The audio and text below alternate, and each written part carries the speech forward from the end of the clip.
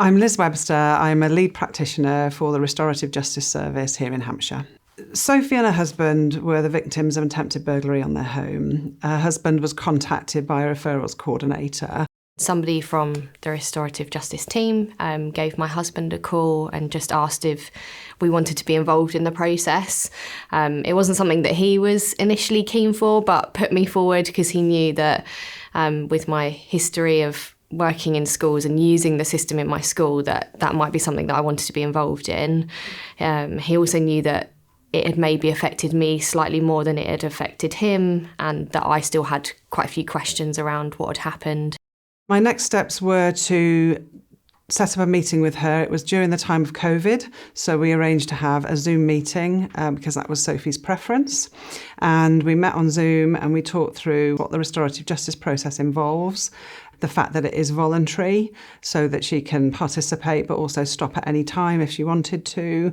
I think my hopes and expectations were that I would learn more about what actually happened, but firsthand. A lot of the information that I had kind of learned had been from social media, from newspapers, which I try to avoid because it's not particularly helpful.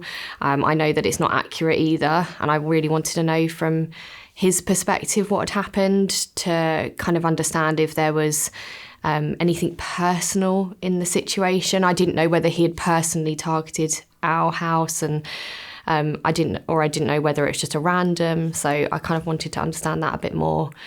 But also I think I just wanted to be able to put it to bed and just kind of move forward for his sake and for mine, because I know that it would be affecting him just as much as it would do me. When there's not another person at the other end, you don't meet the person, then yeah, it makes it quite difficult to move forward. So yeah, being able to move forward, forgive, that was the aim.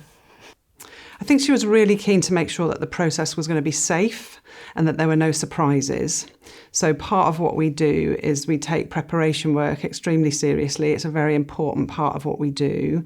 So we ended up having 3 preparation meetings with Sophie and 3 preparation meetings with Bradley. And we talked about what happened, what each of them was thinking and feeling at the time of the incident. We talked about any questions they had, and we talked about what they felt they needed to be able to put this behind them and move forward. And in doing that preparation, that was something that I know made Sophie feel really safe in the process. The preparation was really great. I had 3 meetings before we actually went to the prison. And in those 3 meetings, they were targeted around certain things. So one of them was an opportunity for us to talk through what the process was, how it was going to work, why I wanted to be involved. There's a lot of kind of security checks to check that I wasn't doing it for any other negative reason, that the person that committed the offence wouldn't be doing it for any other reason. Another meeting was to kind of go through what the actual day would look like, what a prison is like, because obviously not everybody has been in a prison, might not know what to expect. And then another was an opportunity for me to raise any concerns that I had. So at that point I could kind of ask questions that I maybe was worried about.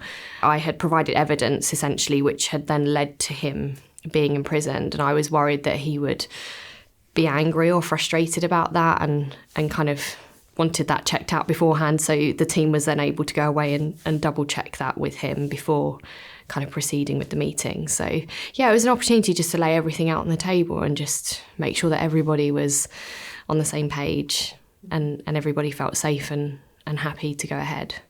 The initial meeting with Bradley went well. We had the opportunity, myself and my co-facilitator Laura had the opportunity to explain to Bradley what the restorative justice process involves, make sure that he understood it was a voluntary process, it's not something that he had to do, and talk a little bit to him about what he wanted to get out of the process. Why would he want to engage in this process?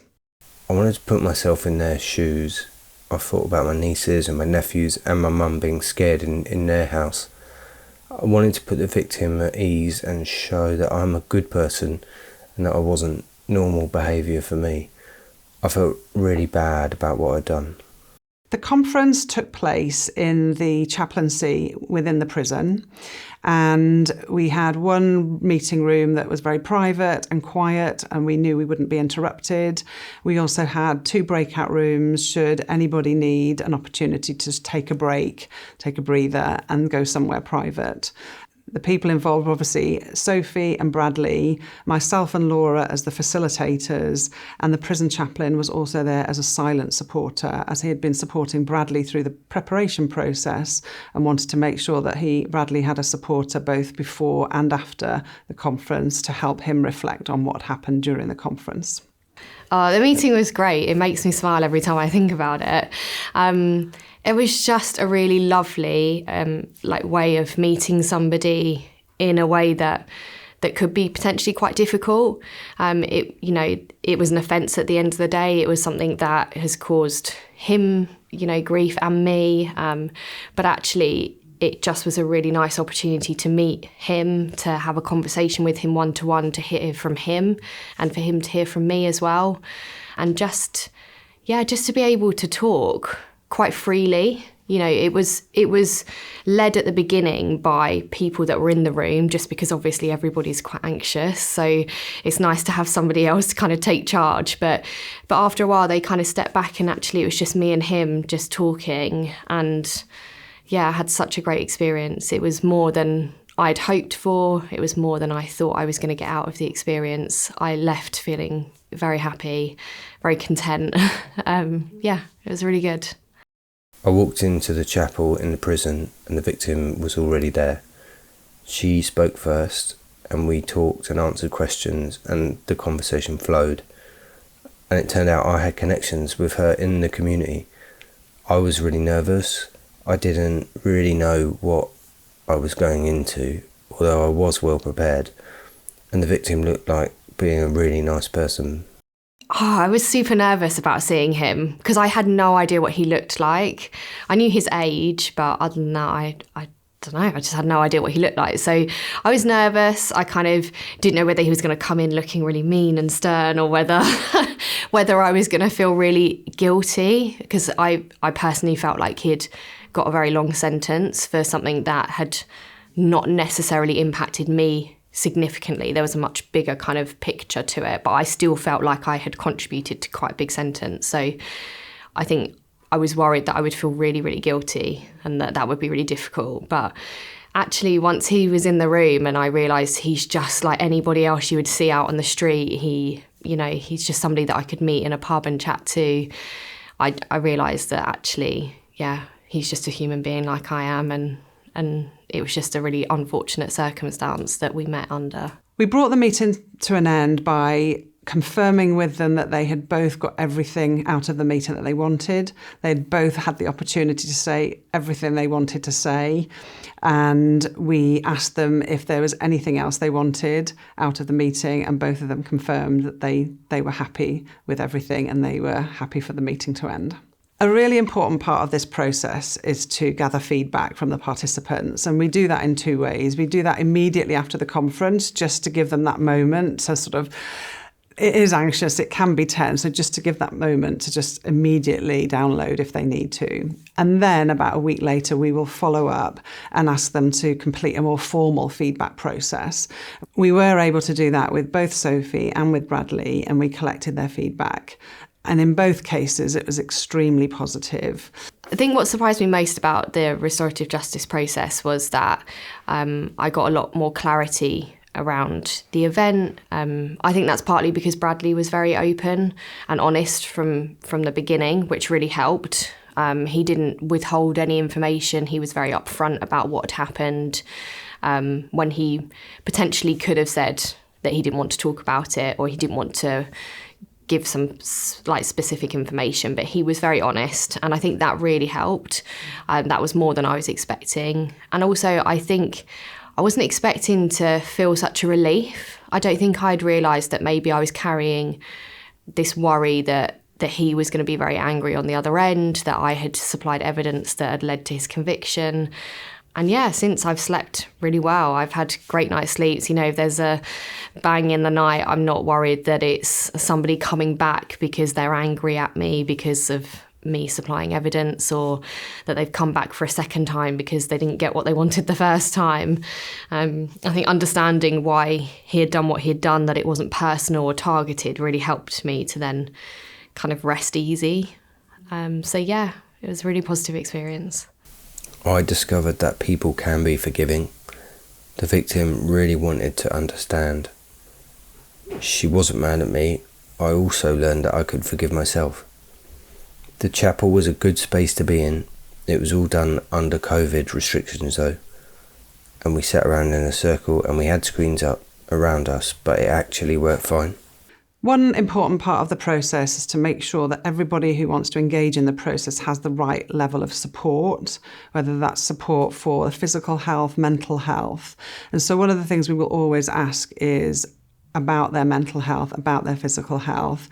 Do they think they've got the right support? And if not, we will work with them to figure out what signposting they might need or what referrals we could make. In the case of Bradley, he's in the prison and the chaplain was very much there to support him and make sure that he was accessing the services in the prison should he need to. And for Sophie, we were well aware that she had a support system at home and she felt comfortable that that support system was enough to help her through this process. I'd definitely say to anyone that is considering the restorative justice process to do it. I think that it's a very safe system if you're worried about the safety aspect. There's nothing to worry about. All of those checks are done way in advance of even contacting you. They won't contact you unless they feel like it's a process that would really work. It has been super beneficial to me and to Bradley that both parties have gained out of the experience. It's helped more than I anticipated. It's put my mind at ease. It's made me realise that we're all human and that we all can just make snap decisions that aren't good decisions, and that can ultimately lead to one person doing something that they hugely regret and that ends up with them being in prison. It's kind of made me realise that actually all of us could be in that situation. And if I was in that situation, how would I want to be treated? Well, I would want the opportunity to apologise and to put my case forward and to say what had led to those events. So I think definitely if anybody's considering it, then there's nothing you would need to worry about. It's really well protected, but it's also hugely beneficial. It will help you move forward. It will help you to process and understand what happened. And ultimately, it's something that works in everyday life. I use it in my school to help me restore kind of conversations with students that have kind of done things maybe wrong or made a wrong decision. And I think if everybody just gives the opportunity for somebody to say they're sorry, then ultimately that's only going to have a positive impact. I would say that if someone is on a bad path in their life, then RJ gives them the opportunity to make a real change. It gives you an opportunity to really understand the crime you've committed and the effects and the impact that it's had. It also gives you a better realisation about yourself and allows you to come out of the bubble that you might be in when you're inside prison. I think it feels like it was just the other day that I met Bradley. It doesn't feel like it was a year ago. I think I still smile when I think back to the experience that I had and meeting him. It's still very fresh in my mind, but in a really positive way. Yeah, it's just something that I constantly reflect on. I think I still carry that forward, the experience that I had, into everyday life.